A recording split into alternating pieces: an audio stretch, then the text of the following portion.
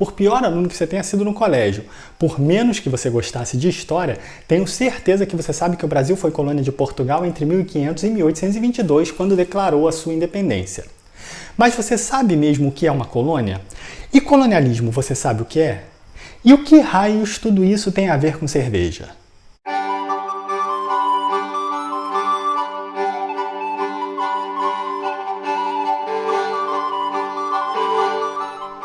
Salve nobres! Hoje nós vamos falar de cerveja e colonialismo. Uma colônia é um território submetido política e economicamente a uma metrópole, o que significa dizer que ele não tem autonomia para fazer as suas próprias leis, definir a sua forma de governo e a sua política econômica. Tudo isso é decidido pela metrópole, que a explora economicamente, seja extraindo dela matéria-prima, metais preciosos, produtos agrícolas e até mesmo mão de obra escravizada.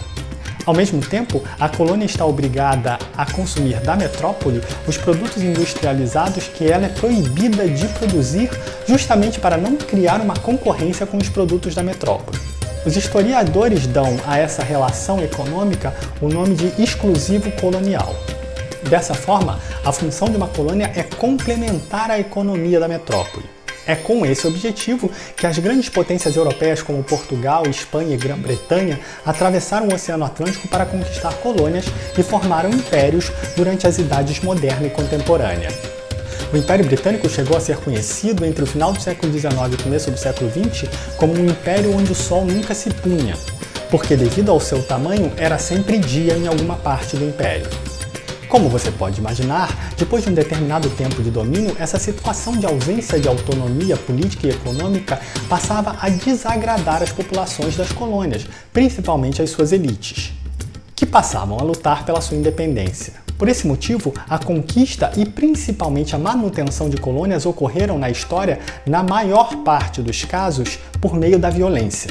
Os países da América Ibérica conseguiram a sua independência lá nas primeiras décadas do século XIX, mas o processo de descolonização foi muito mais recente em outras partes do mundo, principalmente para as nações africanas, que foram em grande parte colonizadas na segunda metade do século XIX, no episódio que ficou conhecido como a Partilha da África pelas potências europeias. Nesses países, a descolonização é um processo que só vem a terminar nas últimas décadas do século XX, o que equivale a dizer, em termos históricos, que aconteceu outro dia. E por isso, as marcas do domínio europeu ainda estão muito vivas nas nações africanas. Até mesmo porque algumas enfrentaram guerras de descolonização longuíssimas que geraram milhares de mortos e desestruturaram a sua economia. Em suma, algumas nações africanas ainda estão reconstruindo a herança do período colonial. Então, a gente pode caracterizar a colonização como esse processo de conquista e domínio muitas vezes violento de uma nação sobre a outra, com a finalidade de explorar os seus recursos econômicos. Mas colonização e colonialismo são a mesma coisa? O colonialismo é, antes de tudo, a defesa e a justificação do sistema de colonização, ou do sistema colonial, por meio de uma forma de pensar que enxerga o outro como um sujeito inferior, como um sujeito a ser conquistado. As mais variadas justificativas foram e são usadas para legitimar esse pensamento. A ideia de que esses povos seriam incapazes de se autogovernar e que por isso dependeriam de uma intervenção estrangeira para conseguirem viver em paz ou para conseguirem viver em democracia. E até mesmo explicações de caráter religioso que interpretam a colonização como uma missão humanitária e divina. Óbvio que essas justificativas apenas mascaram as verdadeiras intenções dos colonizadores. Um aspecto interessante é que essa divisão entre nações conquistadoras e territórios a serem conquistados tem um forte traço eurocêntrico, o que equivale a dizer que no discurso colonialista os europeus aparecem como aqueles que têm esse direito de conquistar e submeter outros povos, enquanto os não-europeus seriam aqueles sujeitos a serem conquistados, o que não impede que as classes dirigentes de alguns países não europeus também reproduzam esse pensamento. Como explica a professora Maria Paula Menezes, coordenadora do Centro de Estudos Sociais da Universidade de Coimbra, essa forma de pensar pode ser tão violenta quanto o próprio domínio colonial, convertendo o outro a um ser que precisa ser civilizado por meio da educação e do trabalho aos moldes do conquistador. Os colonizadores estariam então em uma missão civilizatória, Para a professora Maria Paula, a missão colonial conquistava não apenas bens e terras, mas também culturas e mentes dos povos colonizados. Como resultado, as mentes dos colonizados vão ser dominadas de tal modo que internalizam a ideologia da superioridade eurocêntrica, passando a desprezar as suas culturas históricas que assumem ser agora sinônimo de atraso. Pareceu familiar para você? O que é importante é entender que o colonialismo, como forma de pensar o mundo, sobrevive à experiência colonial de dominação. Ou seja, por mais que não existam mais colônias, ainda existe o colonialismo. Essa forma de pensar existe até mesmo dentro de nações e territórios que foram colônias. Mas isso também é assunto para outra hora. E o que todo esse assunto tem a ver com cerveja? Acontece que, por vezes, essa mentalidade colonialista também dá as caras no mundo cervejeiro.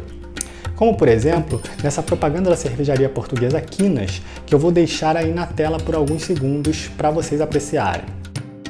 A cervejaria Quinas foi criada no segundo semestre de 2018 e essa propaganda faz parte de uma campanha batizada de Os Portugueses, desenvolvida pela agência Consultório e lançada em janeiro de 2019. Segundo a agência, a proposta da campanha era de pretender desvendar a alma lusa e o seu caráter invulgar e criar ligações com os consumidores portugueses, e conta com outras imagens que fariam menção às características dos portugueses. Essa imagem em particular faria referência ao espírito conquistador dos portugueses e seria direcionada para o mercado sul-africano, onde a Quinas pretendia entrar. A imagem escolhida, o mapa da África, faz uma nítida referência ao passado colonizador do Estado português e à colonização do continente africano.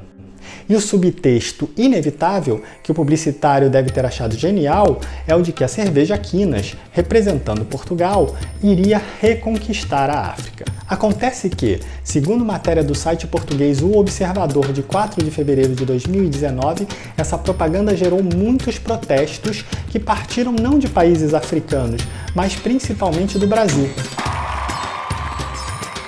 chamando a atenção justamente para o fato de que a propaganda reproduz o pensamento colonialista. A marca se manifestou da seguinte maneira a respeito das críticas à sua propaganda.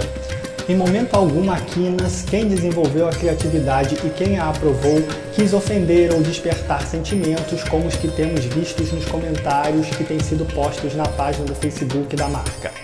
Em momento algum se quis fazer analogias com o passado histórico ou ligações ao colonialismo.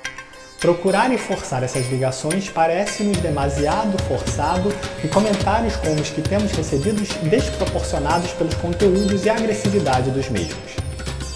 Eu não sei para vocês, mas aos olhos de um historiador, as analogias com o passado histórico e o colonialismo estão não apenas sugeridas, elas são textuais. Senão, os publicitários teriam utilizado outra imagem qualquer, fariam referência, por exemplo, a uma conquista romântica, com um homem tentando conquistar uma mulher ou vice-versa, se bem que eu acho que até mesmo isso pegaria mal hoje em dia. A marca, por sua vez, em uma resposta aos críticos, quis dar uma de moderninha e se manifestou da seguinte forma: falamos do presente e do futuro e não do passado. Porém, os historiadores estão aí justamente para ensinar que o passado influencia o presente e o futuro. E o seu desconhecimento ou a sua ignorância pode levar a repetições no futuro de acontecimentos não muito agradáveis.